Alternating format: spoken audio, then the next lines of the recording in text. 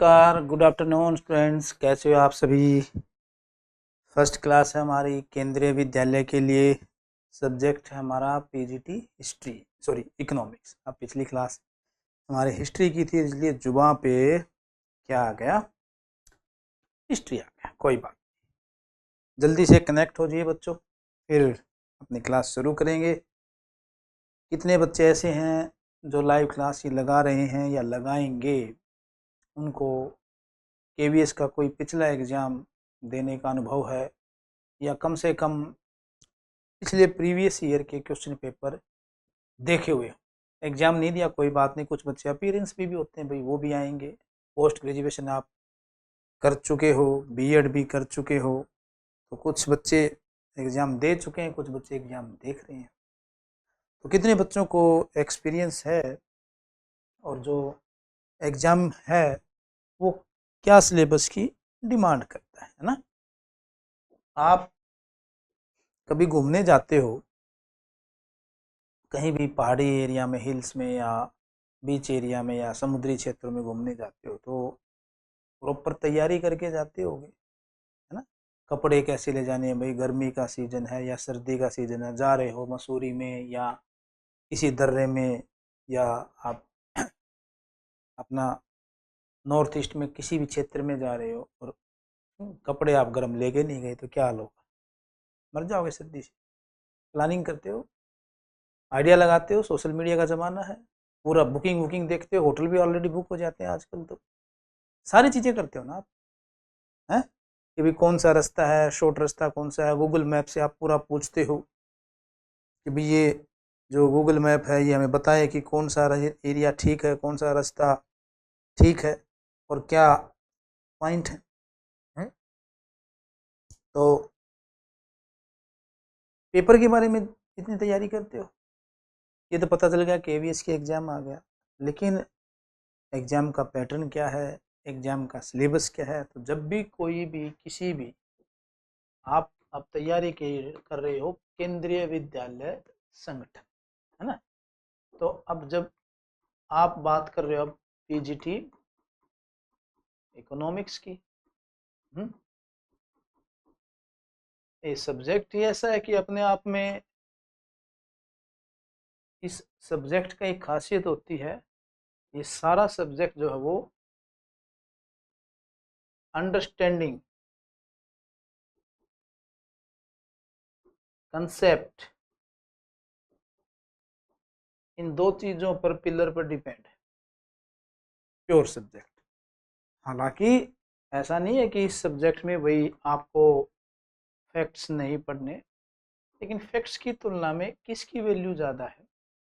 Understanding और concept की, खासकर इनकी जो आपकी क्या है, थ्योरीज हैं, जो आपके प्रिंसिपल हैं, ठीक, सिद्धांत हैं, थ्योरी हैं, या जो भी आपकी टॉपिक्स आएंगे, उनकी अंडरस्टैंडिंग और उनका कंसेप्ट क्लियर होना जरूरी है। एक अलग से ही विषय, जैसे साइंस में लॉजिकल पावर ज़्यादा चलती है, प्रूव करना पड़ता है, मैथ में प्रूव करना पड़ता है, ऐसे ही इकोनॉमिक में भी थोड़ा सा इस टाइप का कंसेप्ट चलता है।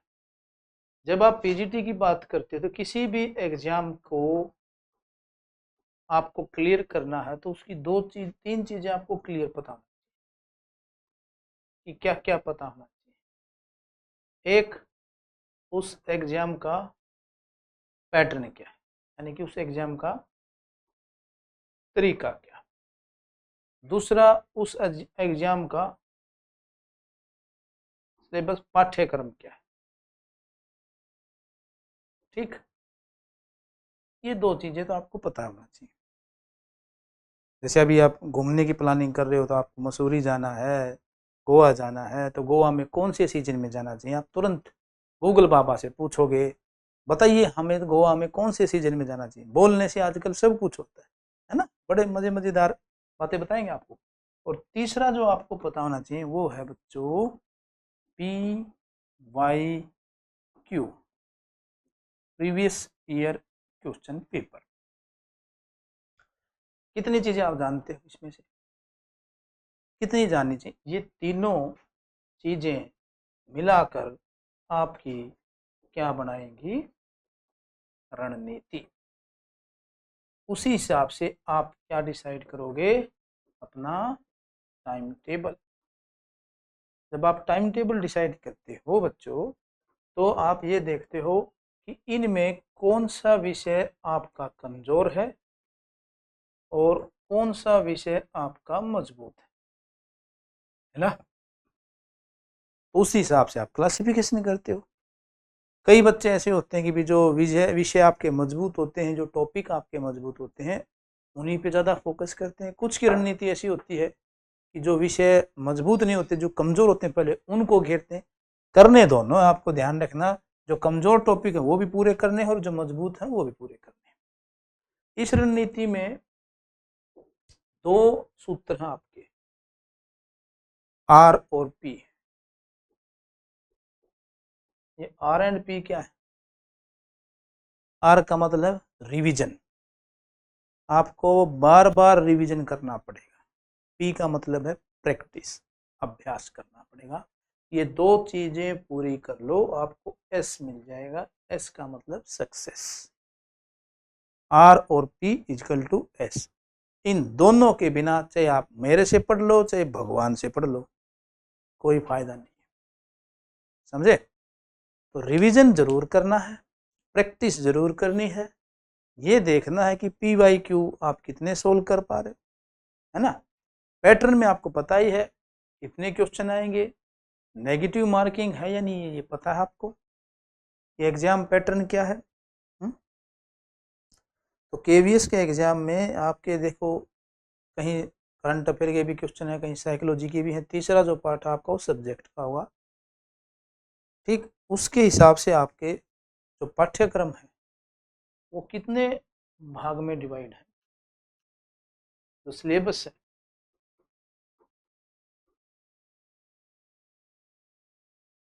पाठ्यक्रम का जो करिकुलम जिसको बोलते हैं, वो मुख्यतः मतलब होता है ग्राउंड ऑफ रनिंग, यानी कि भागने का मैदान। जहाँ तुम जा सकते हो, जहाँ तुम्हारे अंदर दौड़ने की क्षमता, दौड़ो। अध्यापक, आचार्य और गुरु सिर्फ एक माहौल जनरेट करते हैं, एक परिस्थितियां और वातावरण करते हैं। यानी कि जो अध्यापक होता है ना, वो आपके अनुकूल परिस्थिति, ठीक, वातावरण, ठीक, और आपका आवरण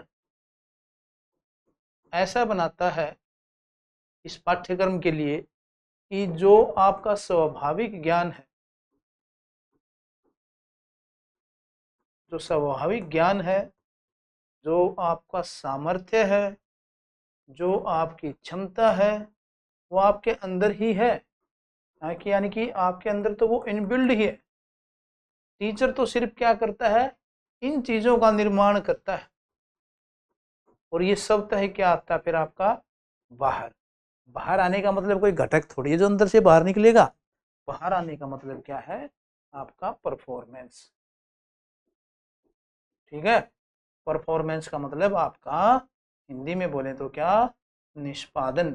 और निष्पादन का मतलब क्या, आपका रिजल्ट। और रिजल्ट का मतलब क्या कि लर्निंग हुई या नहीं हुई। भाई आप पढ़े या नहीं पढ़े, ये तो दुनिया तभी मानेगी ना जब आप पास होगे। मेरे कहने से, आपके कहने से तो कोई मानेगा नहीं। दुनिया तो परिणाम देखती है। अब चाहे तुम 1 घंटे पढ़े हो, चाहे तुम 10 घंटे पढ़े हो, दिन में कोई मतलब नहीं है, कोई मैटर नहीं है। ठीक, तो मैंने जो पढ़ाया वो आपको समझ में आया, प्लस वो समझ में आया कब माना जाएगा, आप फेल हो गए तो मैं फेल हूं, आप नहीं हो। साइकोलॉजी में पढ़ा होगा ना, एक भी बच्चा फेल हुआ तो स्कूल फेल हुआ है, व्यवस्था फेल हो गई है, टीचर फेल हुआ है, बच्चे का दोष नहीं है, क्योंकि आपने बच्चों को वो परिस्थितियां, वातावरण और माहौल दिया ही नहीं। अब ये भाई ऑनलाइन का जमाना है, ऑनलाइन में इंटरेक्शन तो होता नहीं, क्योंकि जब क्लास को हम पूरा कराते हैं तो बिना इंटरेक्शन के, बिना अंतःक्रिया के क्लास अधूरी रहती है। और अंतःक्रिया का मतलब होता है कि क्लास में वाद हो, विवाद हो, और उन दोनों से क्या बने, संवाद हो। प्रश्न पूछना, एग्जाम्पल देना, उदाहरण देना, कहानी बताना, किस्से बताना।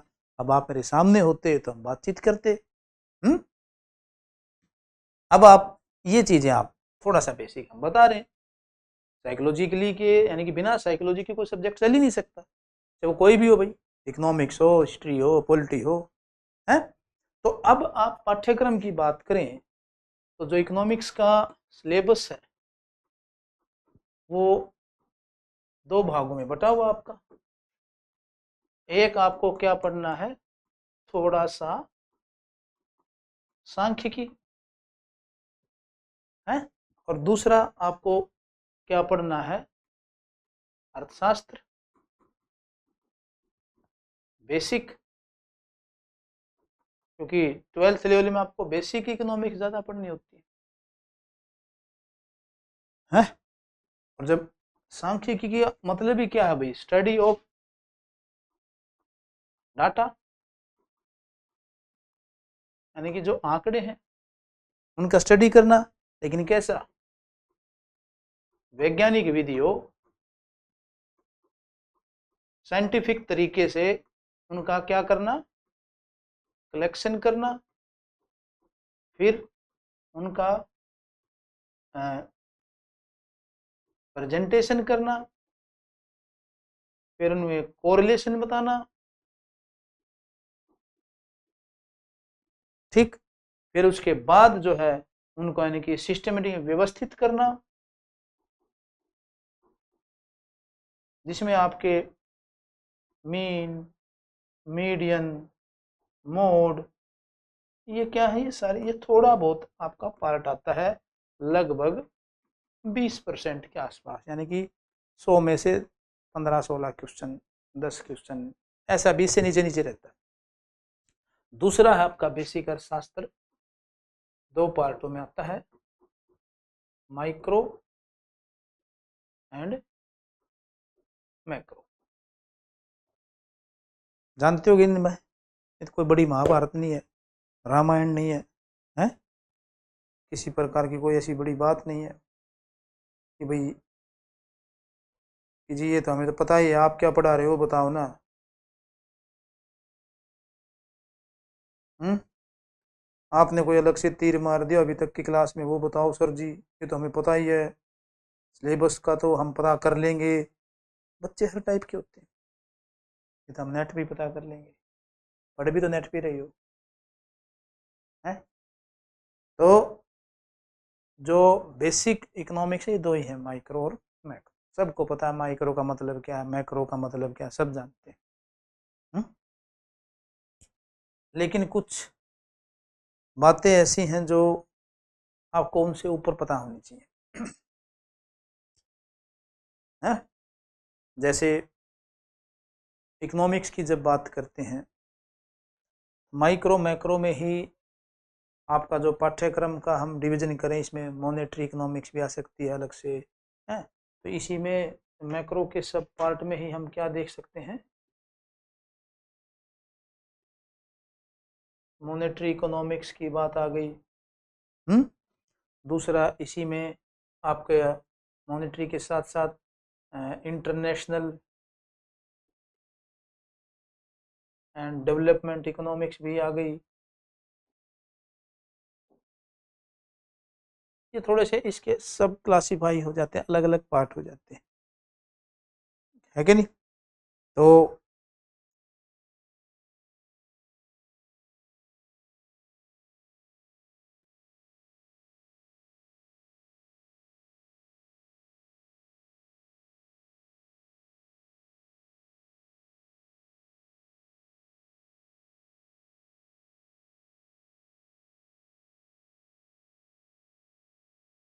अब यहाँ थोड़ा सा सिलेबस की हम बात करें तो माइक्रो और मैक्रो का भी पता होना चाहिए आपको, क्या सिलेबस होते हैं।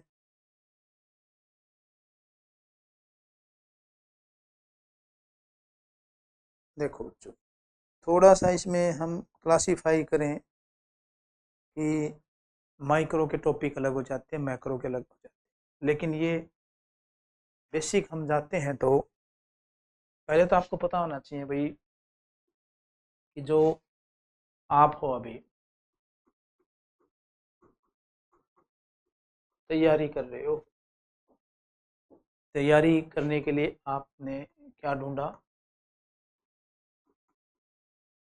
कोचिंग ढूंढा। कोचिंग में आपने क्या लिया? अलग अलग जगह डेमो लिया। पहला क्वेश्चन तो आपने डेमो क्यों लिया? आपने डायरेक्ट आते ही तैयारी के लिए फी क्यों नहीं दी? ये क्वेश्चन है मेरा। आते ही आपने फीस क्यों नहीं दी? हालांकि कई होते हैं कि कई बच्चे टांग खींचने वाले थे, और सर हमने तो दे दी थी आते ही फीस, जमा करा दिए सर। तो भाई एक तो ये होता है कि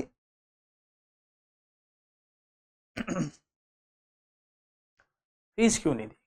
रीजन क्या है कि आप कहते हैं सामान्य भाषा में डेमो लेकर आप देखना चाहते हो कि अध्यापक ने जो पढ़ाया वो समझ में आया या नहीं, क्योंकि जो फी है वो क्या है? रुपए में है, और रुपए क्या है भाई?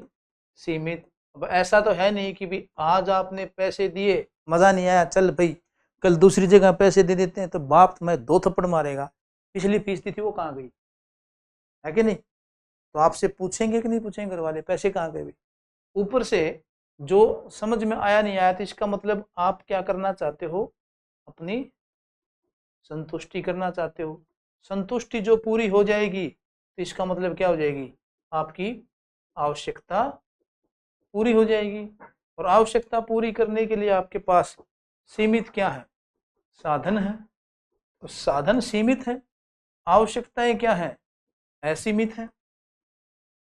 तो सामान्य बातों में हम देखे जाएं तो इन दोनों के बीच रस्साकसी का काम। पैसे थोड़े हैं, क्योंकि इन पैसों से आपको क्या करना पड़ना है भाई? इन पैसों को आपने बाहर आ जाओ तो आपको हॉस्टल भी लेना है, ठीक?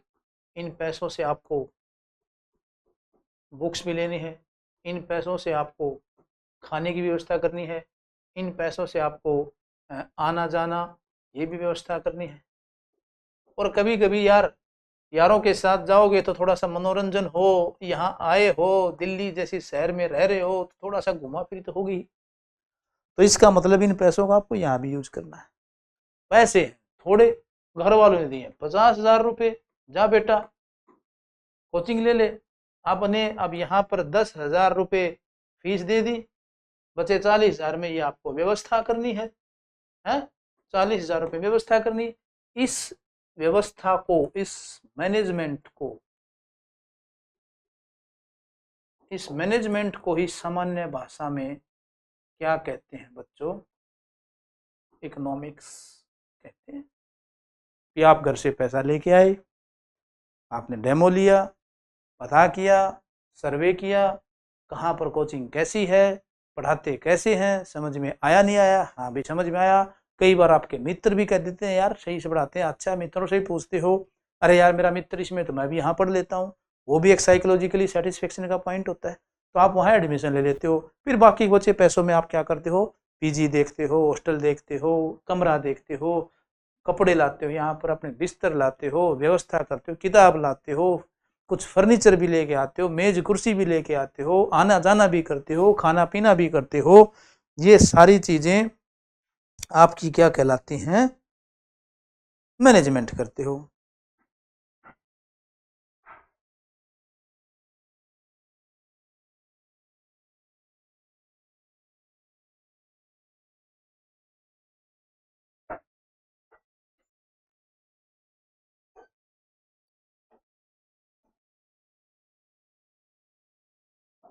टैब ला के देना मुझे। तो ये सारी व्यवस्थाएं क्या है भाई? इकोनॉमिक्स। सामान्य भाषा में यही है। तो इसका मतलब जब आप घर से चले आपको सारा चीज करना पड़ता है, तो यानी कि सामान्य भाषा में क्या है? इकोनॉमिक्स क्या बताता है आपको? ये बताता है कि सीमित साधनों से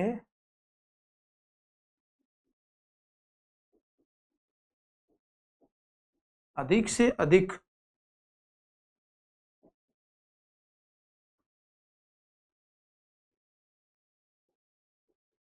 आवश्यकताएं कैसे पूरी की जाएं। ये कौशल जब आपके अंदर आ जाए तो इसका मतलब आप किफायती हो गए, फायदेमंद हो गए। सामान्य भाषा में इसको इकोनॉमिक्स कहते हैं। क्लियर?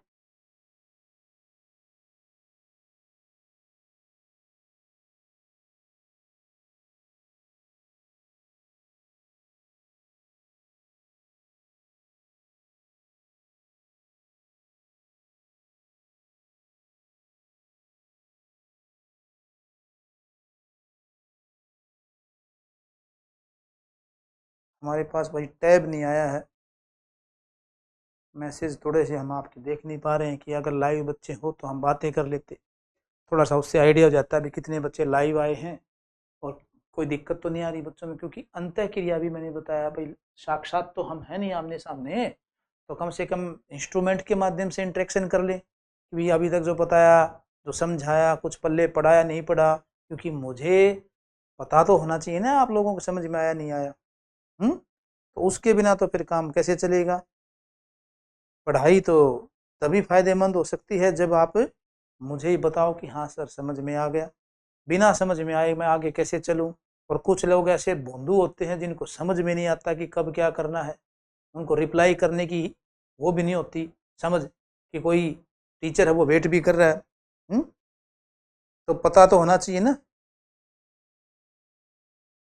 कि किस हिसाब से आपका मुझे पता चल जाए कि भाई आया नहीं आया समझ में।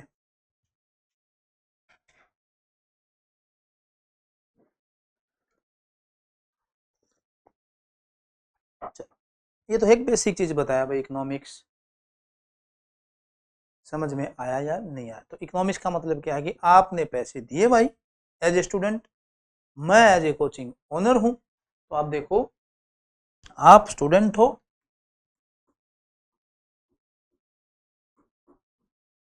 ठीक, आपने फी दी कोचिंग में, ठीक, कितनी, 10,000 रुपये। इसके अलावा आपने बुक्स भी ली हैं, थोड़ा सा मैं इसलिए समझा रहा हूँ, ठीक, आप ट्रेवलिंग भी करोगे, आप पीजी भी लोगे, ठीक, और पीजी को आपने दे दिए 12,000, ठीक। बाकी ये चीज़ें आपने अपने हिसाब से मैनेज करी, मैं एक एग्जांपल दे रहा हूँ बस। तो ये पीजी वाले की 12,000 रुपये क्या हो गई, इनकम, या फिर उसने क्या कर दिया, सेल आउट। क्लियर?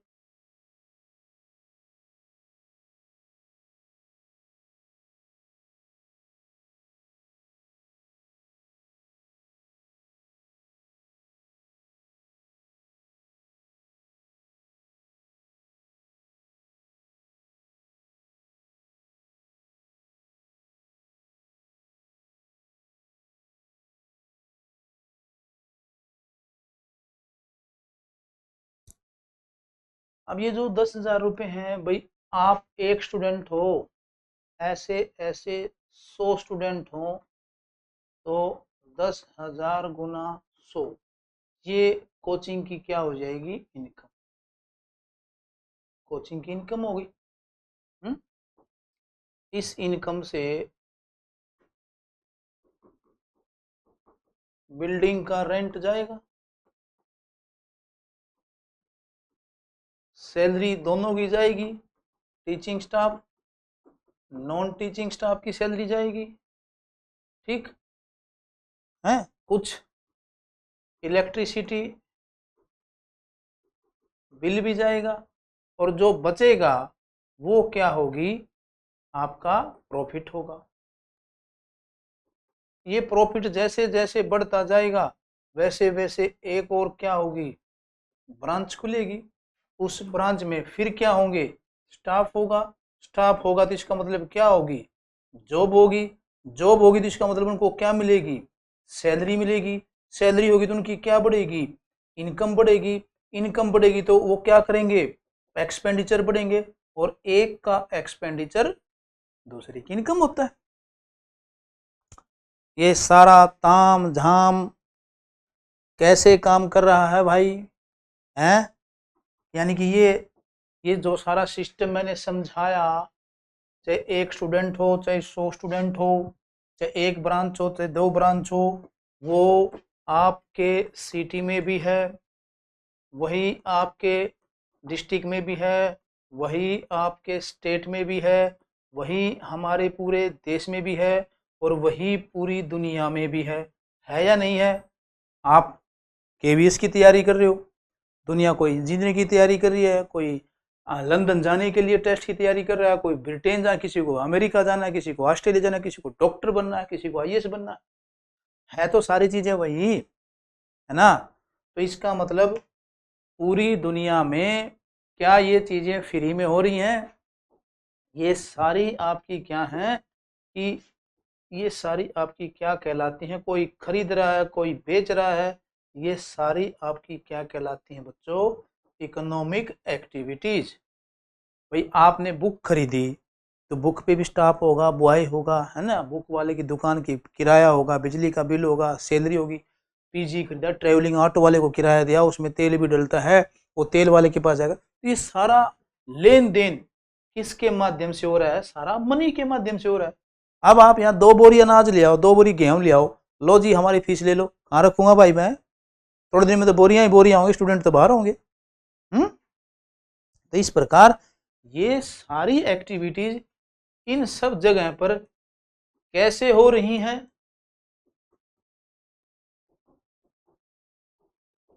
कहाँ हो रही हैं, कौन कर रहा है, ये सब जानोगे या नहीं जानोगे? इन इकोनॉमिक एक्टिविटी को जानना आपका क्या कहलाता है, अर्थव्यवस्था। बोलो कुछ पल्ले पड़ा कि संसाधनों का प्रयोग करना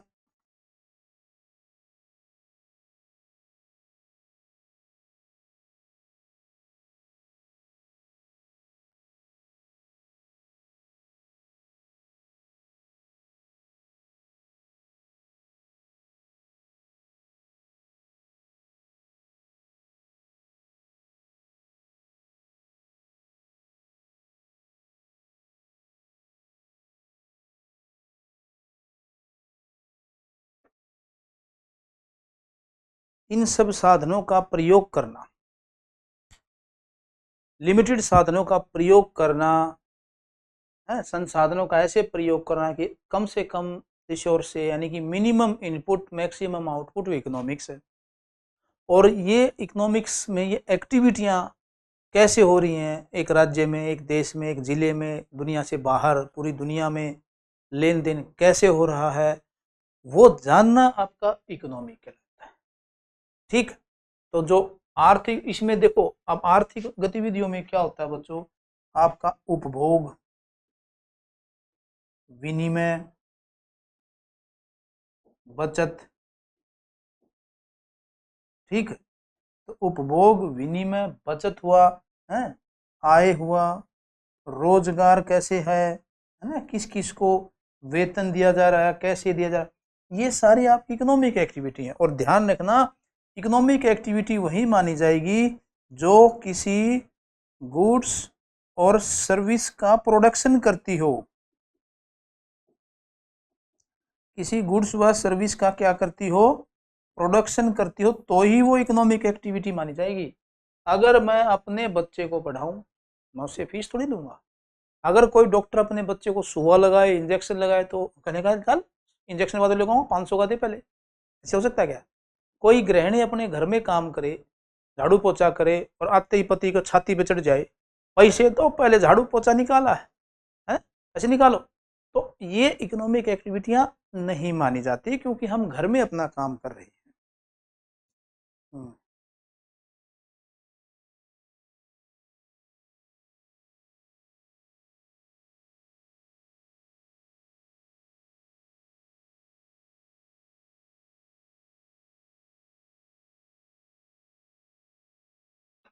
ठीक।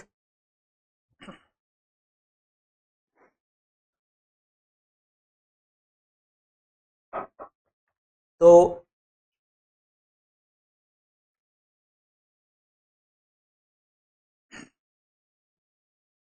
आपको एक चीज मैंने समझाई कि इकोनॉमिक्स क्या है, इकोनॉमी क्या है।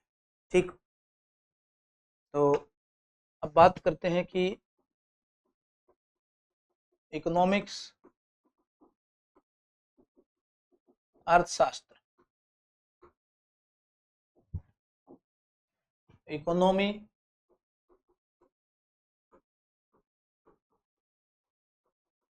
अर्थव्यवस्था, दो चीजें बताइए।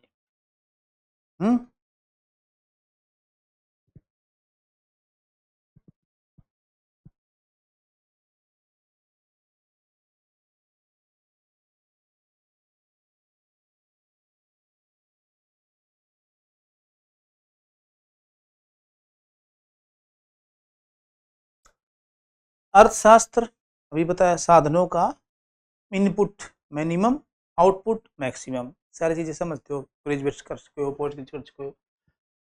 अब इसमें दो चीजें करनी है हमें, एक तो परिभाषा और एक प्रकार। ठीक। और ऐसे ही अर्थव्यवस्था में संप्रत्यय और दूसरा वर्गीकरण या फिर विभाजन, है ना। संप्रत्यय में तो यही हो गया कि एक भाई क्या है, इस विषय के आधार पर इस प्रक्रिया को समझना।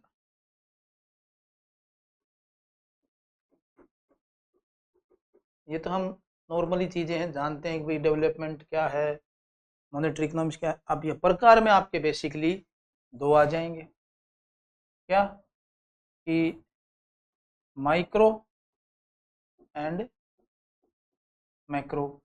और परिभाषा में आज के इसका भी क्या करेंगे, हम वर्गीकरण करेंगे कि किसने कौन सी परिभाषा दी है और इनके अंदर संबंधित इन सब के मध्य आपके क्या फैक्ट्स हैं, ये भी बताएंगे कि माइक्रो और मैक्रो का वर्गीकरण किसने किया, स्टेप्स क्या हैं, उसमें अलग अलग ऐतिहासिक तथ्य क्या हैं।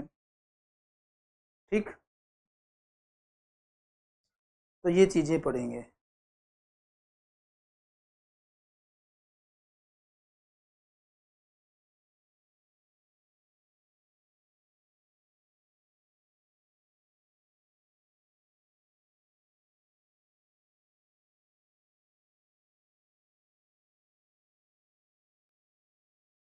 टैब के बिना सही में क्लास अधूरी है।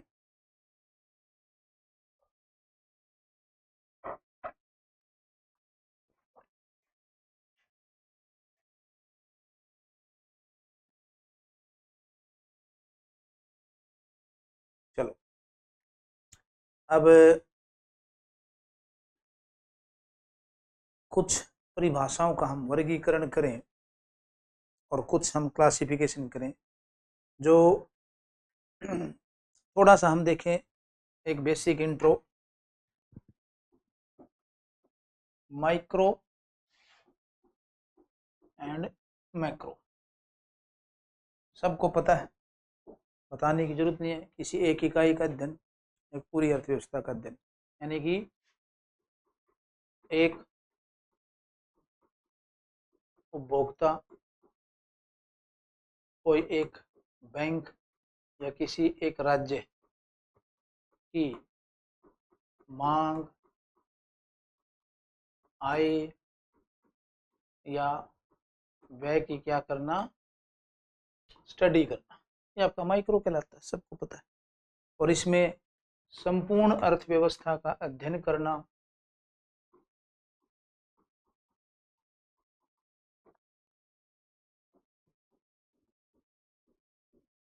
ये आपका क्या कहलाता है, मैक्रो। लेकिन इस वर्ड का फर्स्ट टाइम यूज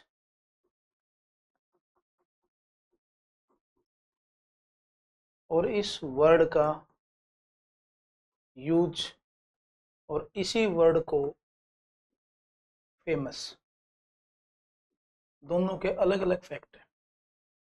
पता है किसी को?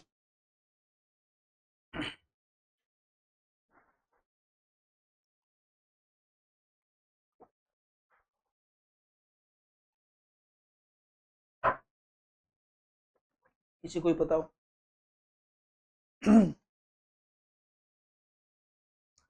तो माइक्रो जो वर्ड है, ये रेगनर फ्रिश ने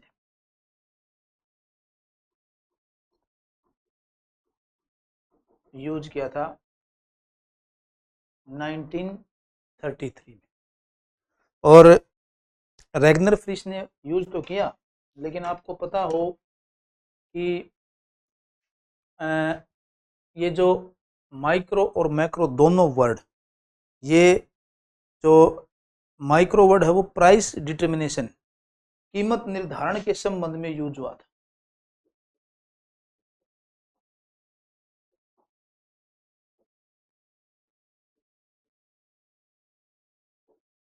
ठीक, जबकि मैक्रो वर्ड जो है ये आपका अनुभवजन्य, यानी कि जो अनुभव हुए उस वक्त की इकोनॉमी में वर्ल्ड वाइड, तो अनुभवजन्य यानी कि एम्पिरिकल ऑब्जर्वेशन या अवलोकन से हुआ, जो देखा उस वक्त लोगों ने। क्या देखा? देखो, थोड़ा सा बैकग्राउंड में जाना जरूरी है। 1930 की महामंदी आई अमेरिका में। महामंदी से पहले एडम स्मिथ के एक कंसेप्ट है इनविजिबल हैंड, है ना, अदृश्य हाथ।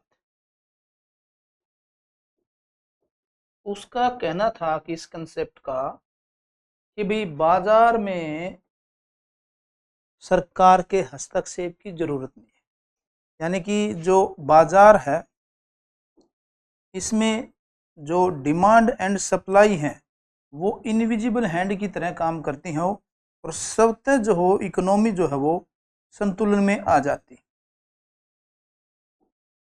स्वतः इकोनॉमी संतुलन में आती है, सरकार को हस्तक्षेप करने की जरूरत नहीं है। ये इनविजिबल हैंड जो एडम स्मिथ ने जो 1767 में अपनी पुस्तक देते हैं, inquiry into the nature and causes of wealth of nation, जो पहली परिभाषा आती है, उसमें उन्होंने कहा था कि इनविजिबल हैंड का मतलब होता है जो बाजार की शक्तियां होती हैं, जो मांग और पूर्ति होती हैं, वो अपने आप अर्थव्यवस्था को संतुलन में रखती हैं, सरकार को हस्तक्षेप की जरूरत नहीं है। लेकिन 1930 की महामंदी ने इस थ्योरी को, इस कंसेप्ट को फेल कर दिया और अर्थव्यवस्था निरंतर महामंदी में चली गई। तो महामंदी में जो क्लासिकल इकोनॉमिक्स हैं इनकी विचारधारा फेल हो गई। ऐसे में जो 1939 में अनुभव क्या हुआ कि भाई यही तो अनुभव हुआ, ये तो कंसेप्ट फेल हो गया। इसलिए यहाँ पर एक इकोनॉमिक्स आते हैं जे.एम. केन्ज। जे.एम. केन्ज कहते हैं कि महामंदी से तभी निकल सकते हैं, महामंदी से आपको आउट होना है ना, बाहर होना है, एग्जिट लिखेंगे हम, महामंदी से आपको एग्जिट होना है तो सरकार को कुछ हस्तक्षेप करना पड़ेगा, अदरवाइज आप नहीं कर पाओगे। तो सरकार को हस्तक्षेप करना पड़ेगा। इसका मतलब एम्पेरिकल एविडेंस, अनुभवजन्य ऑब्जर्वेशन से यह बात एक समझ में आई लोगों को कि भाई सरकार हस्तक्षेप नहीं करेगी तो ये दुनिया इस महामंदी से बाहर नहीं आएगी। तो इसलिए एम्पेरिकल ऑब्जर्वेशन, जेम केन्ज कहते हैं कि जो मैक्रो वर्ड है वो इसको फेमस करते हैं, इस मैक्रो वर्ड को फेमस करते हैं 1936 की बुक, जो सभी इकोनॉमिक्स के छात्रों को पता है, the general theory of determination of income,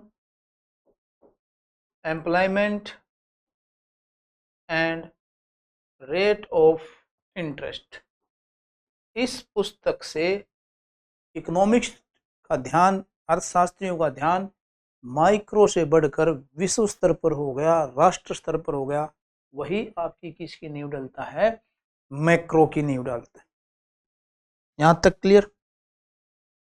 तो मैक्रो शब्द का फाउंडर और फेमस करने वाला व्यक्ति है जेम केन्ज। माइक्रो शब्द को यूज करने वाला व्यक्ति है रेगनर फ्रिश, और ये रेगनर फ्रिश हैं आपके नॉर्वे के। जेम केन्ज किसके हैं? आपके स्कॉटलैंड के, जो ब्रिटेन में ही आता है, ग्रेट ब्रिटेन में। क्लियर? यहां तक देख लीजिए, फिर हम आगे चलते हैं।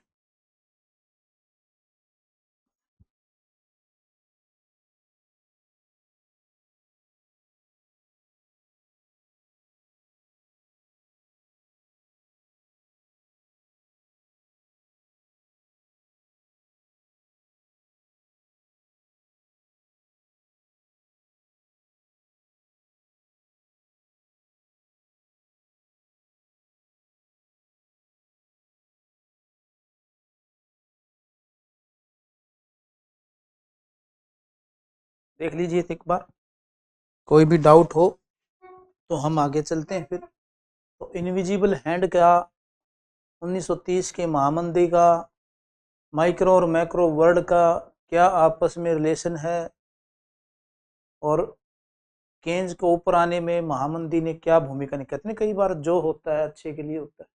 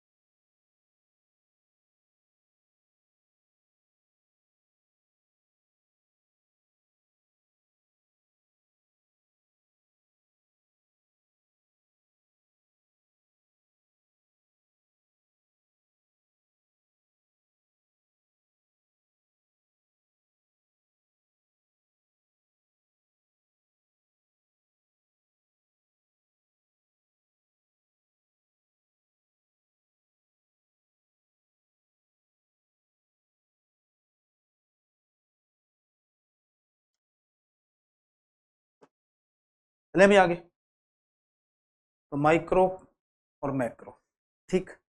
अब थोड़ा सा एक क्वेश्चन होता है कि जो माइक्रो है और मैक्रो है, इन दोनों को अलग अलग किसने किया? वो हैं रेगनर फ्रिश एवं टिम्बरजैन। इन्होंने अलग किया था 1966 में।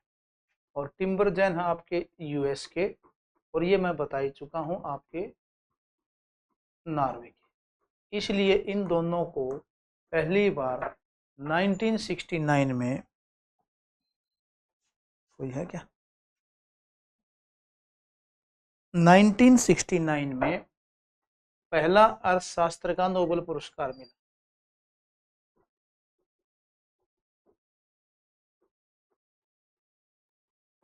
तो जो नोबेल पुरस्कार है इकोनॉमिक्स में, वो आपका शुरू से नहीं दिया जाता, वो इन दो इकोनॉमिक्स को दिया गया था, रेगनस फ्रिस और टिम्बरजन को, जॉन टिम्बरजन। और ये डायनामिक इकोनोमेट्रिक मॉडल,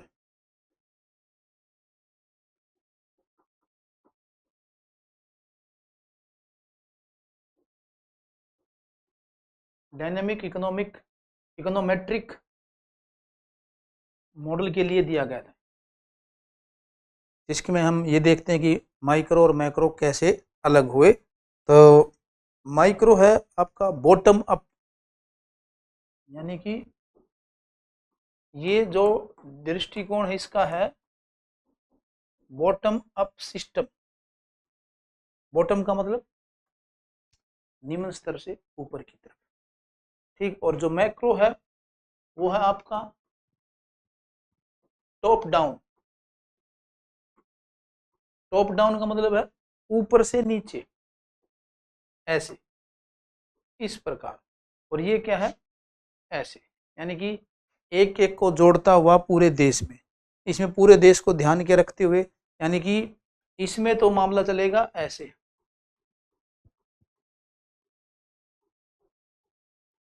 इस प्रकार, और इसमें चलेगा ऐसे। अलग अलग जिले, अलग अलग राज्य, अलग अलग, इस प्रकार ये ऐसे चलेगा और ये ऐसे चलेगा। Clear? Top down, bottom up, कौन सा मामला है? तो माइक्रो और मैक्रो इस हिसाब से चलते हैं। क्लियर बच्चों? तो थोड़ा सा हमें यूँ भी पता होना चाहिए कि भाई माइक्रो में जो सब्जेक्ट हैं वो कौन से हैं और मैक्रो में सब्जेक्ट हैं वो कौन से हैं, ये भी क्लियर होना चाहिए ना। माइक्रो में टॉपिक्स और मैक्रो में टॉपिक्स, कई बार यहीं से ही क्वेश्चन आ जाते हैं आपके कि कौन से। माइक्रो में आपका जैसे प्रोडक्ट प्राइसिंग थ्योरी,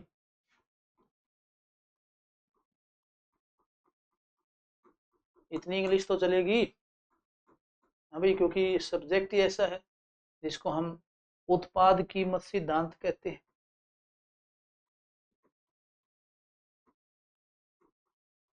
यानी कि जो भी वस्तुओं का उत्पादन हो रहा है उनकी कीमत कैसे निर्धारित होती है, यानी कि एक हिसाब से डिमांड एंड सप्लाई कैसे काम करती है, ये चीज।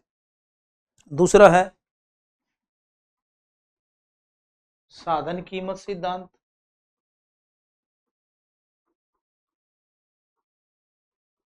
अब साधन कीमत सिद्धांत का मतलब क्या है कि लेबर एंड कैपिटल को हम कितनी मजदूरी दें, कितना ब्याज दें पूंजी पर। तो साधन कीमत सिद्धांत में आपका ये सारी चीजें आएंगी कि लगान का निर्धारण कैसे होता है, ब्याज का निर्धारण कैसे होता है, ठीक है, और लाभ का निर्धारण कैसे होता है, और मजदूरी का। यहाँ सिर्फ इनकी अलग अलग है निर्धारण, इसलिए इसको फैक्टर प्राइसिंग थ्योरी भी कहते हैं।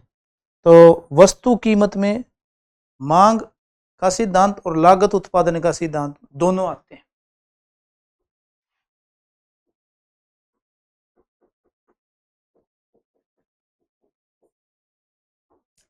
मांग में आ जाएगा उपभोक्ता का व्यवहार, उपभोक्ता कहाँ पर संतुष्ट होता है। और लागत में आ जाएगा उत्पादक का व्यवहार, कि उत्पादक कहाँ पर संतुष्ट हो जाता है, consumer behaviour theory. Producer behaviour theory वो उत्पादक सिद्धांत में आएगा। साधन में आएगा लगान, ब्याज और ये लाभ मजदूरी कैसे निर्धारित होता है। तीसरा आपका आर्थिक कल्याण का सिद्धांत,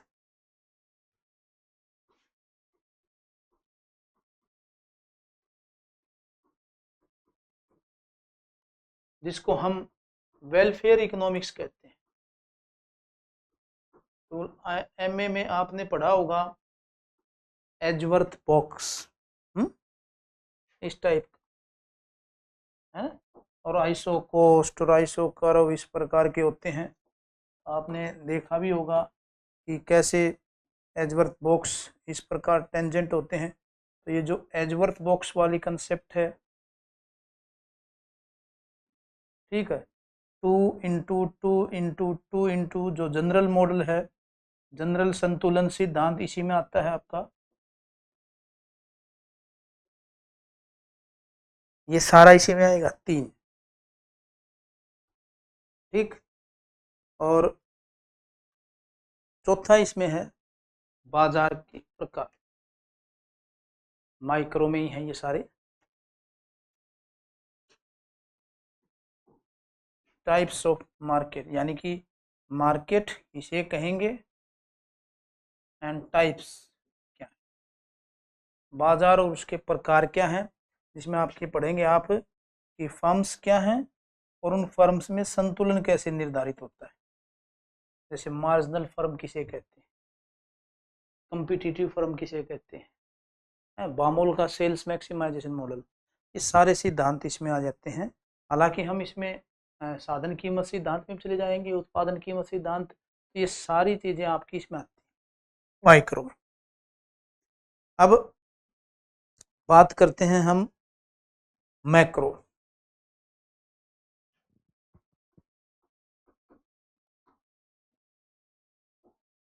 मैक्रो में आपका सिंपल सी बात है, सबसे पहले तो आपको यही पढ़ना होगा कि सामान्य कीमत या मूल्यस्फीति का सिद्धांत।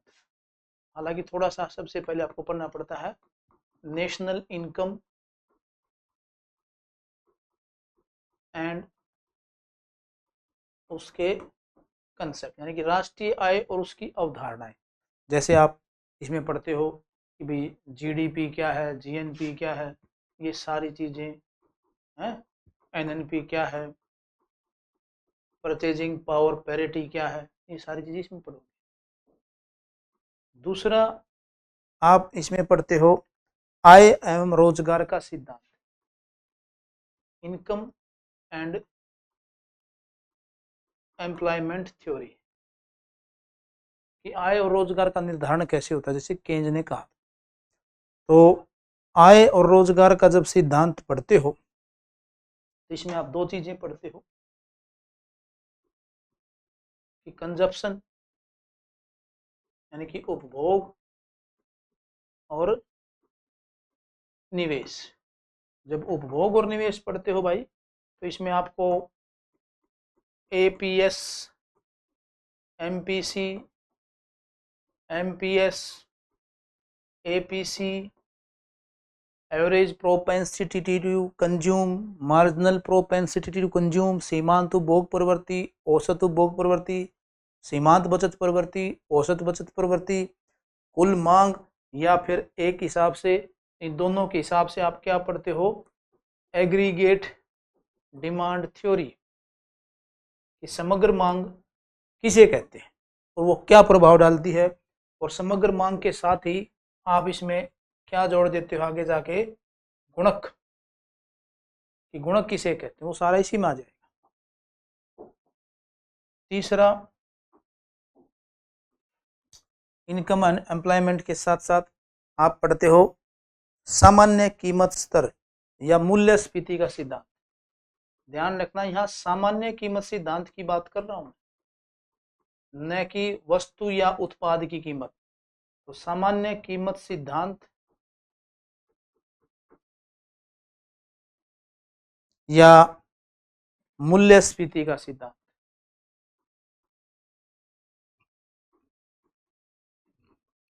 मूल्यस्फीति का सिद्धांत की जब बात करते हो तब आपको पढ़ना क्या पड़ता है इसमें, इसमें आपको पढ़ना पड़ता है ट्रेड साइकिल, व्यापार चक्र, मंदी, तेजी, ठीक है, अवमंदन, ये सारी चीजें, ठीक, डिप्रेशन, इन्फ्लेशन, स्टैगफ्लेशन, ये क्या है, ये सारी चीजें आपकी इसमें आएंगी। फोर्थ, इसी में आपका टॉपिक आ गया सारा सिलेबस। फोर्थ आपका मजदूरी तथा लाभ वितरण का विरुद्ध विश्लेषण सिद्धांत। वितरण का विरुद्ध, ध्यान रखना विरुद्ध विश्लेषण है, ये है मैक्रो, ठीक है। और सिंपल आ जाए डिस्ट्रीब्यूशन थ्योरी, वितरण का सामान्य सिद्धांत, तो हो जाएगा माइक्रो। क्लियर है, ये ध्यान रखना।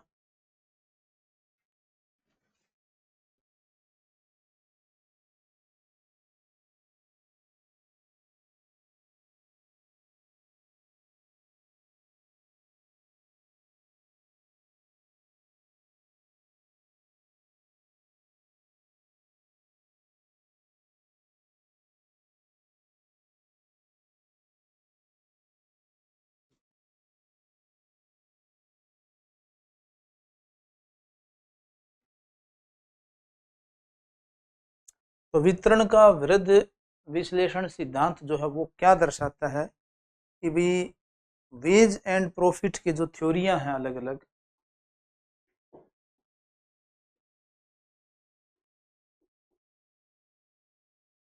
तो मजदूरी निर्धारण सिद्धांत में केंज का आएगा कि वास्तविक मजदूरी है, नॉमिनल वेज, रियल वेज कैसे निर्धारित हो, वो रोजगार को कैसे प्रभावित करती है, वो इसमें आते हैं। यहाँ मैक्रो में आ जाता है लगभग आपका। और मैक्रो का ही सब पार्ट की हम बात करें तो मैक्रो में ही हम आजकल सब पार्ट के हिसाब से 2 पार्ट और पढ़ लेते हैं, एक मॉनेटरी और एक आपका फिस्कल पॉलिसी। तो मॉनेटरी पॉलिसी या मॉनेटरी बैंकिंग या मॉनेटरी इकोनॉमिक्स में आपका क्या पढ़ना होता है, जैसे बैंकिंग सिस्टम आएगा सारा, कोई बैंक कैसे काम करते हैं, साथ ही इसमें फाइनेंशियल मार्केट आएगी, बैंक एंड फाइनेंस कैसे करते हैं, साथ ही इसमें आप शेयर मार्केट भी पढ़ सकते हो। तो ये सारे काम कैसे करते हैं, ये सारे आप किस में आएंगे, मॉनेटरी। फिस्कल में क्या आएगा आपका, बजट किसे कहते हैं, टैक्सेस किसे कहते हैं, और पब्लिक एक्सपेंडिचर किसे कहते हैं, इनसे संबंधित स्टेप आपके सारे किस में आएंगे, फिस्कल। ये आपका सिलेबस भी हो गया साथ साथ कि माइक्रो मैक्रो उससे संबंधित सारा सिलेबस इसमें है टोटली आपका, जो मैंने बताया ये सारा पढ़ना है। साथ ही थोड़ा सा डेवलपमेंट, इसके अलावा जैसे जब डेवलपमेंट इकोनॉमिक्स की बात करते हैं वो भी आपका टॉपिक में है, हालांकि मैक्रो के पार्ट में ही देखते हैं।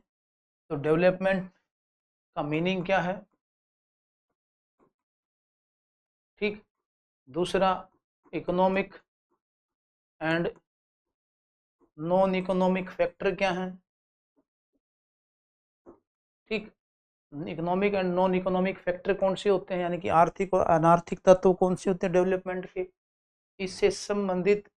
अब जब से हम वर्ल्ड के साथ कनेक्ट करते हैं बच्चों, तो इसमें आपको मेन पॉइंट क्या है आपको पढ़ना होता है, क्या जो दुनिया भर में विकास के जो मापक क्या है, भी कैसे हम माने विकास हुआ है या नहीं हुआ है। तो उसमें आप यूएनडीपी द्वारा प्रचलित आप क्या पढ़ते हो, एचडीआई पढ़ते हो, ह्यूमन डेवलपमेंट इंडेक्स, ठीक है। फिर आप सस्टेनेबल डेवलपमेंट पढ़ते हो, फिर आप इंक्लूसिव डेवलपमेंट पढ़ते हो,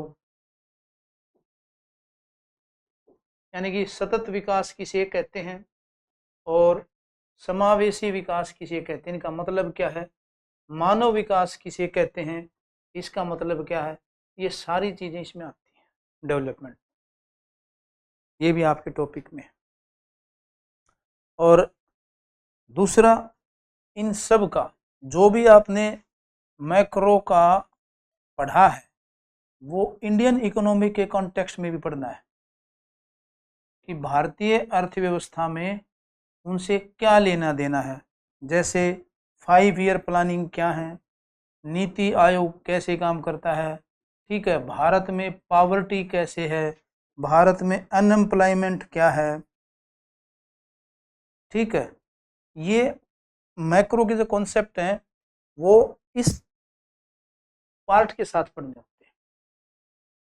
ऐसे ही एक चीज और आपके सिलेबस में जो मैक्रो में ही आ जाती है, जैसे वर्ल्ड ट्रेड, जब वर्ल्ड ट्रेड की बात करते हो तो आपको बैलेंस ऑफ पेमेंट,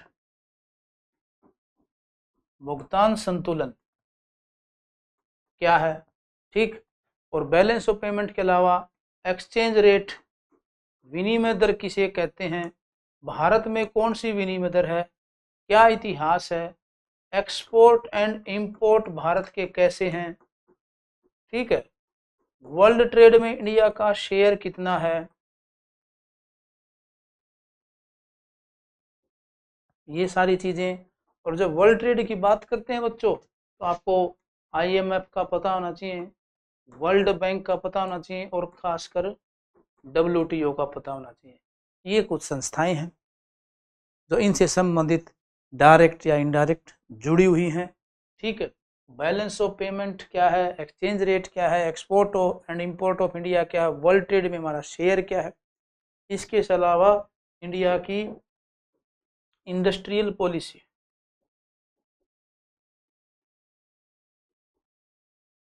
भारत की औद्योगिक नीति क्या है, और 1991 में जो आपका ग्लोबलाइजेशन, प्राइवेटाइजेशन और लिबरलाइजेशन मॉडल क्या है, ये थोड़ा सा पता कीजिए। ये है आपका सिलेबस।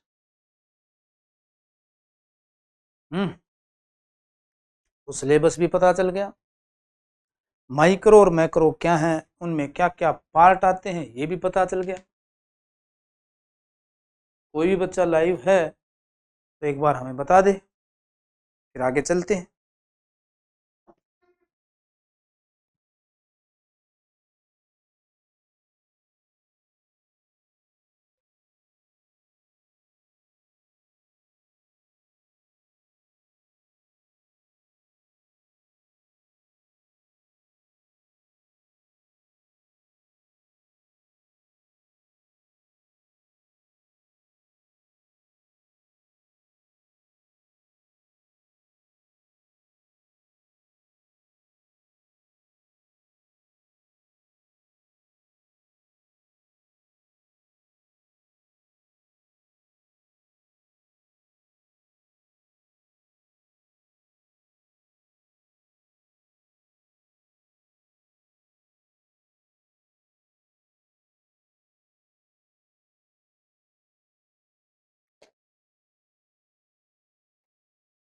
आया समझ में बच्चों? तो माइक्रो और मैक्रो का इतिहास आपको पता चल गया, सिलेबस पता चल गया, डिवीजन पता चल गया, क्लासिफिकेशन पता चल गया, दोनों में क्या फैक्ट हैं ये भी पता चल गया। ऐसे भी क्वेश्चन आए कि कौन सा विषय माइक्रो का और कौन सा मैक्रो का, कौन सा टॉपिक सब टॉपिक, ऐसे क्वेश्चन आते हैं। इसलिए कोशिश की जाती है कि भाई लाइव क्लास में जितने बच्चे अधिक से अधिक जुड़े उतना ही फायदा होता है, डिस्कशन होता है, बातचीत होती है, एक एक बात से दूसरे एग्जाम्पल निकलते हैं तो ज़्यादा समझ में। अब थोड़ा सा हम डेफिनेशन ऑफ इकोनॉमिक्स कर लेते हैं।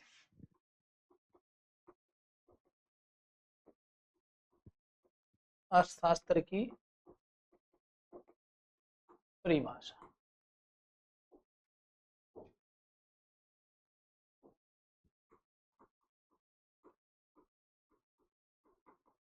इकोनॉमिक्स जो है वो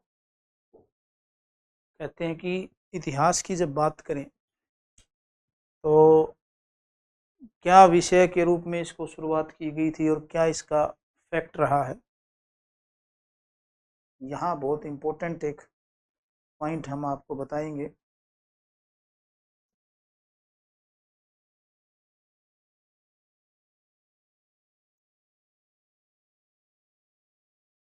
तो जो नॉर्मली सबको पता है कि भी जो इकोनॉमिक्स है इंग्लिश भाषा का वर्ड,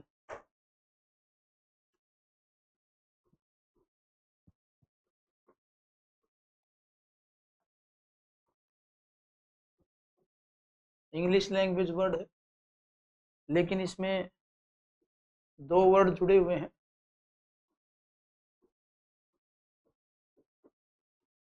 ओकियो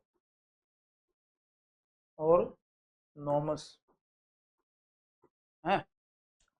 ये जो दो वर्ड हैं ओकियोज और नोमोस जो हैं, ओकियोज और नोमोस, ये ग्रीक वर्ड है।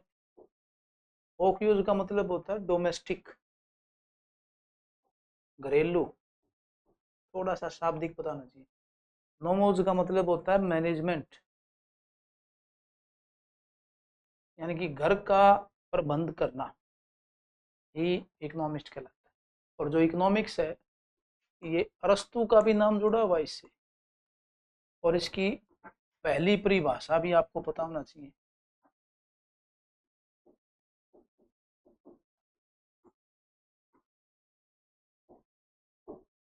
तो अरस्तु का क्या नाम जुड़ा हुआ भाई?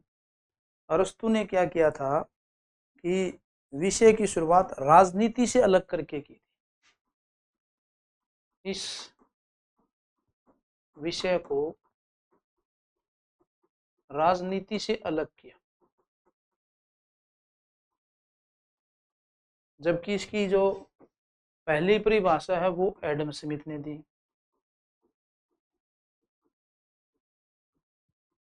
और इनकी जो पुस्तक है वो इम्पोर्टेंट मानी जाती है, an inquiry into the nature and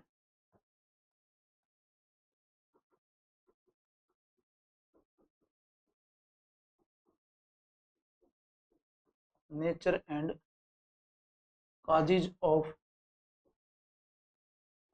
wealth of nation। और ये पुस्तक 1767 में प्रकाशित हुई थी। ये कई जगह पूछी हुई, ठीक, 1776 में। और इसी में वो आपका क्या देते हैं एडम स्मिथ से, इनविजिबल हैंड, अदृश्य हाथ। और एडम स्मिथ ने कहा कि धन कैसे कमाया जाए। सबको पता है धन का मतलब यहाँ पर पैसा नहीं है, धन का मतलब है प्रॉपर्टी या वेल्थ। तो इस परिभाषा से क्या शब्द आता है, हाउ टू अर्न मनी या फिर वेल्थ, ये जानना ही इकोनॉमिक्स कहलाता है। इसलिए पहली परिभाषा देने के कारण इसको अर्थशास्त्र का जनक भी कहते हैं। और 1759 में इसकी एक पुस्तक और है, थ्योरी ऑफ मनी।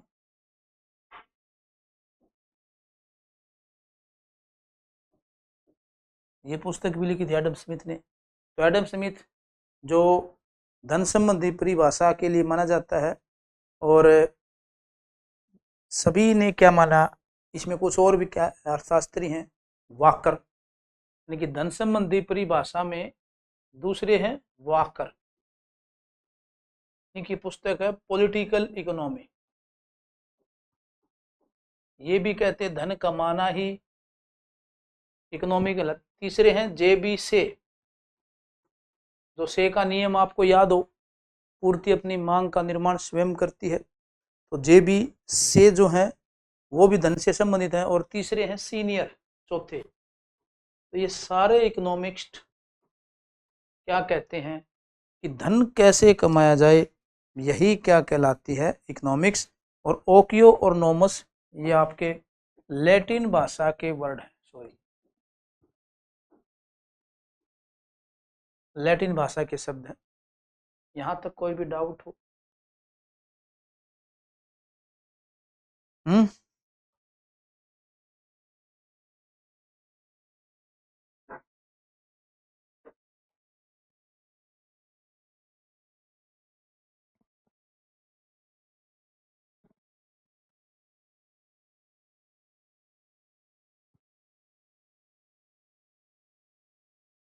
तो भारतीय क्या जो भी सिलेबस है इकोनॉमिक्स का, तो बेसिक तो भैया आपको पता ही होना चाहिए, थोड़ा सा लेवल तो उसी हिसाब से बढ़ता ही जाएगा।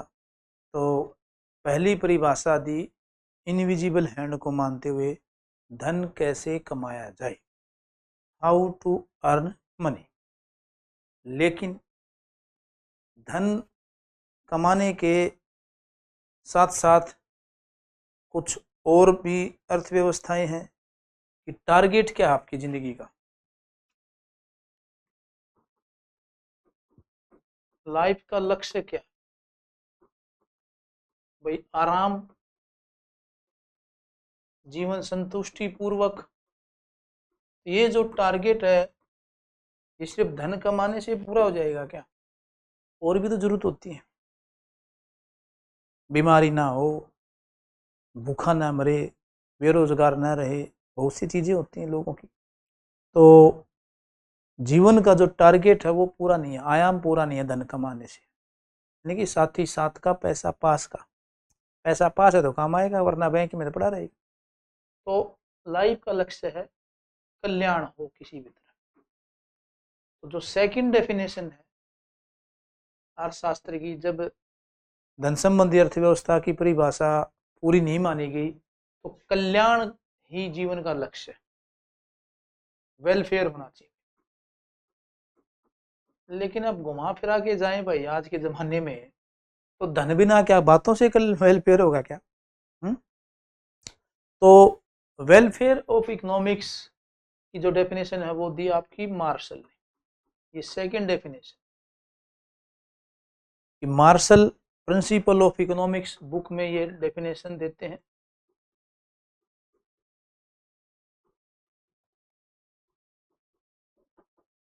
ये पुस्तक लिखी है मार्शल ने, जो ब्रिटेन के ही अर्थशास्त्री हैं। तो प्रिंसिपल्स ऑफ इकोनॉमिक्स, दूसरे इकोनॉमिक्स भी जुड़े हुए हैं इनसे। दूसरे कौन है? Pigou, the economic of welfare, यानी कल्याण वाली अर्थव्यवस्था। पुस्तक भी तो आपको पता होना चाहिए ना, द इकोनॉमिक्स ऑफ वेलफेयर। तीसरे व्यक्ति और हैं जो कहते भी कल्याण करना ही अर्थशास्त्र का होता है, वो है कैनन। इसकी पुस्तक है एलिमेंट्री पॉलिटिकल इकोनॉमी।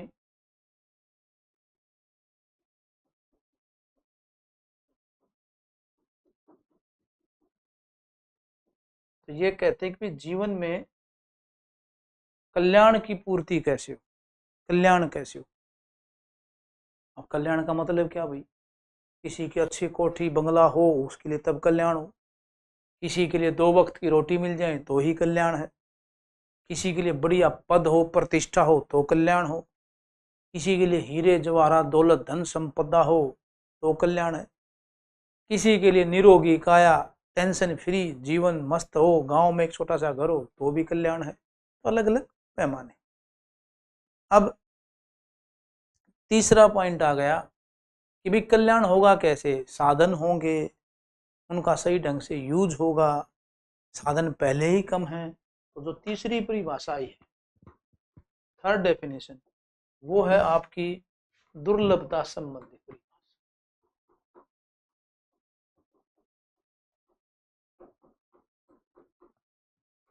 अब दुर्लभता संबंधी परिभाषा यानी कि जो साधन है वो क्या है, सीमित हैं, और आवश्यकताएं हैं जो अभी बेसिक बताया था मैंने, वो रुकती ना भाई। एक आवश्यकता, अब किसी जमाने में मेट्रो चलाई थी भाई, ये सोच के कि मेट्रो से दिल्ली जैसे बम्बई जयपुर लखनऊ जैसे शहरों में भीड़ या ट्रांसपोर्ट की प्रॉब्लम सोल्व होगी। आज हम मेट्रो में हाथ यूं थे, यूं यूं दिल्ली मेट्रो में, मतलब कि हाथ भी नहीं हिल रहा था, इतनी पॉपुलेशन है, मेट्रो ही फेल होगी। तो आवश्यकता तो मेट्रो की चलाई थी वो भी सीमित पड़ गई। अब मेट्रो के ऊपर ही मेट्रो चलानी पड़ेगी मुझे लगता है, इतनी जरूरत पड़ रही है। तो Robinson an essay on nature and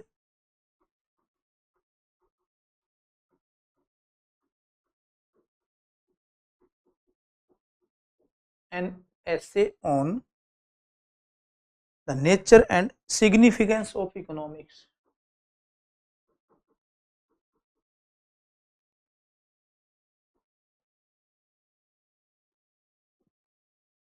इस पुस्तक में वो लिखती हैं कि साधन कम है भाई, आवश्यकताएं ज्यादा हैं, इसलिए इनका सही ढंग से प्रयोग करना जरूरी है। जैसे आपके पास लिमिटेड पैसे हैं तो साधनों के चयन या चुनाव की समस्या, जैसे कोरोना आया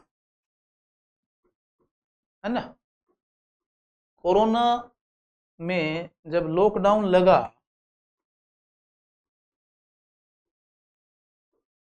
सारे क्वारंटाइन हो गए, आपको एक बात समझ में आई कि थोड़े पैसे में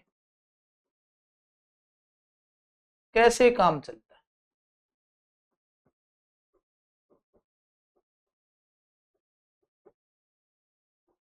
चलो कोरोना से नहीं समझ में आया, डीमोनेटाइजेशन आया, विमुद्रीकरण, पैसे ही नहीं थे, रुपए चेंज कराने पड़ेंगे। तब आपके पास मान लो घर में 10,000 रुपए हैं, तो 10,000 रुपये में अब कोरोना है या वीडी में तो मोबाइल लेके आओगे या गैस सिलेंडर भरवाओगे पहले हैं। तो इसका मतलब क्या, ऐसी परिस्थितियां हो तो आपको क्या करना पड़ेगा, साधनों का चयन करना पड़ेगा कि किस साधन का कैसे यूज करना है। जाहिर सी बात है, बच्चे की पहले फीस दी जाएगी, सिलेंडर भरवाया जाएगा, दोनों में एक चुनना हो, अरे पहले खाना खा लो, सब कुछ बंद है, फीस वीस तो बाद में दे देंगे। तो रोटी कपड़ा मकान यानी कि जो बेसिक नीड्स हैं वो पहले पूरी हो, साधनों का सबसे इंपॉर्टेंट ये है। तो अभी कई बार इकोनॉमी में जिद छिड़ जाती है कि घर में नहीं है दाने, अम्मा चली बुनाने। अरे आप चंद्रमा पे ले जा रहे हो, चंद्रयान भेज रहे हो, देश में सड़कें नहीं है, देश में लोग भूखे मर रहे हैं। कई लोग ऐसे होते हैं ना टांग खींचने वाले, उनको मजा ही इसी में आता है आलोचना करने में, देश की आलोचना करने में। तो वो क्या कहते हैं कि बेसिक नीड तो पूरी नहीं हुई, चांद पे तुमने झंडा गाड़ दिया, क्या करोगे चांद पे झंडा गाड़ने का। तो साधनों का चयन, इतना पैसा, अब कई लोगों ने ये कहा कि एक खबर आई थी कल कि 30,000 रुपए के सैलरी के अभाव में कई स्कूल नहीं चल पा रहे, लेकिन 30,000 करोड़ लगा दिए महाकुंभ के ऊपर। सरकार को ऐसे साधनों का बर्बाद नहीं करना चाहिए। हर टाइप जितने मुंह उतनी बातें भाई। तो यहाँ मतलब यही है कि आपके पास जो रिसोर्स है वो सीमित है, उनको देख के यूज करो, यही इकोनॉमिक्स कहलाती है। तो यहाँ प्रोफेसर रॉबिन्स ने ये परिभाषा दी थी।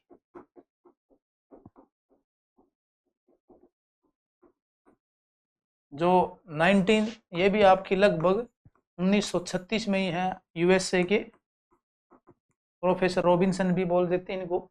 तो दुर्लभता संबंधी परिभाषा किसने दी, इसका मतलब ये है।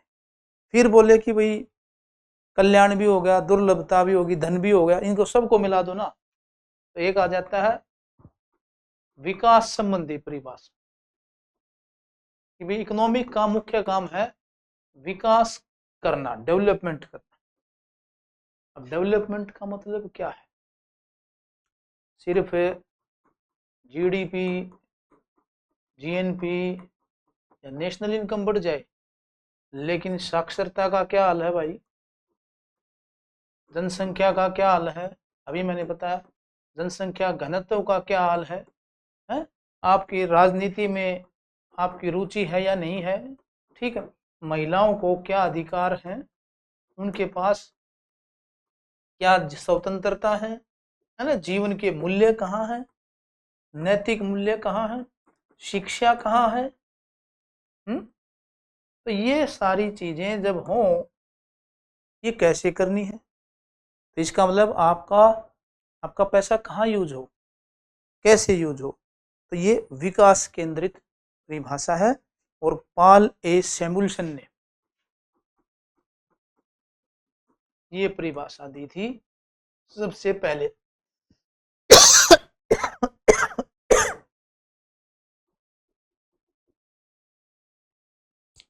तो पॉल ए सैमुअल्सन विकास संबंधी परिभाषाएं देने के लिए माना जाता है फाउंडेशन ऑफ इकोनॉमिक एनालिसिस में।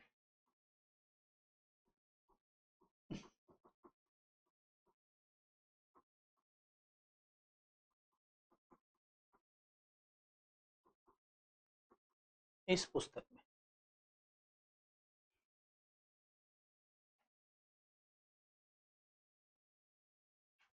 फाउंडेशन ऑफ इकोनॉमिक एनालिसिस में। और इन्होंने क्या कहा था कि जो इकोनॉमिक है स्टैटिक की जगह डायनामिक है, यानी कि इकोनॉमिक जो है वो स्टैटिक कंसेप्ट नहीं है, बल्कि इकोनॉमिक क्या है, डायनामिक है। डायनामिक का मतलब गत्यात्मक है।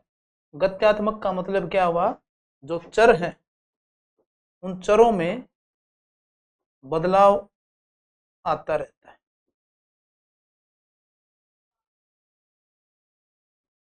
स्टैटिक नहीं है इकोनॉमिक्स, जैसे जीडीपी जीएनपी आपका वो नहीं है।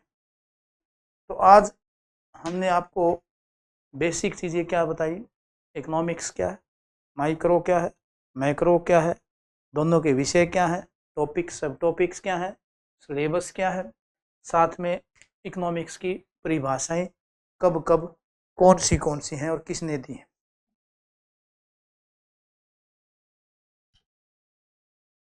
तो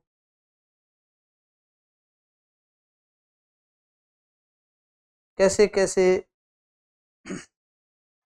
क्वेश्चन बन सकते हैं, दोनों के माइक्रो और मैक्रो के टॉपिक्स विषय क्या हैं, ये सारी चीज़ें आज की क्लास हुई है बच्चों। तो हो सकता है कल आप लाइव भी आओ, बाद में भी पढ़ो, एक बार ज़रूर रिएक्ट भी करना होता है कि भी क्लास में समझ में आया या नहीं आया। स्पीड ज़्यादा तो नहीं है, मैं अकेला ही भाग रहा हूँ, तुम लोग ट्रेन में बैठे हो या नहीं बैठे हो, मैंने अकेली शताब्दी एक्सप्रेस बना दी क्योंकि अब सामने तो हो नहीं तुम। चलो आज के लिए इतना ही बच्चों, पहली क्लास है, मिलते हैं अब कल की क्लास में, तब तक के लिए नमस्कार।